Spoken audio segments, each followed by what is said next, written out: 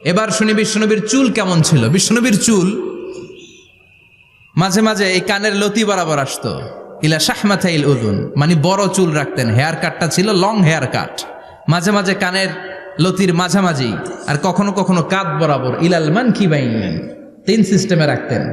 কানের মাঝ, কানের লতি, কাঁধ বরাবর। ইয়াংরা মহা খুশি যে বড় চুল রাখার দলিল পাইছি।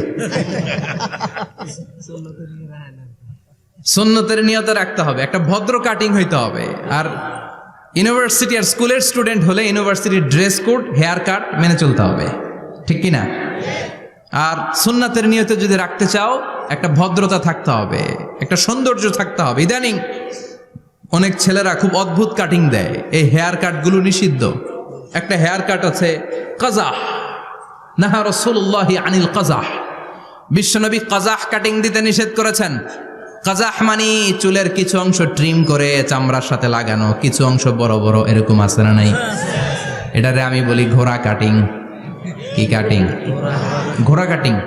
ঘোড়ার মাথায় এরকম লম্বা চুল আছে না নাই? কেউ যদি এখানে থেকে থাকো, মাইন্ড করো না, নেক্সটে আর এই হেয়ার কাট নিবা না, ঠিক কিনা? রাজি আছি তো? আমার যুবকরা পছন্দ করে বেশি, আমিও পছন্দ করি ওদেরকে খুব বেশি। ওরা আমার কথা বুঝে বেশি, আমিও ওদের হৃদয়ের কথা বুঝি বেশি, এজন্য এগুলো ভালোবেসে বলি। যদি কেউ নিয়ে থাকো এই নিষিদ্ধ হেয়ার কাট, সামনে আর নিবা না, ইনশাআল্লাহ। পড়ো আর জোরে ইনশাআল্লাহ। ওয়া কানা ইউফাররিকু বাইনা শা'রি, চুলের মাঝখানে বিশ্বনবী সিঁথি করতেন। আপনারা কাজী নজরুল ইসলামের ছবি দেখেছেন? দেখবেন যে উনি মাঝখানে সিঁথি করতেন। বিশ্বনবী এভাবে মাঝখানে সিঁথি করে সিঁথির মাঝখানে আতর ঢেলে দিতেন।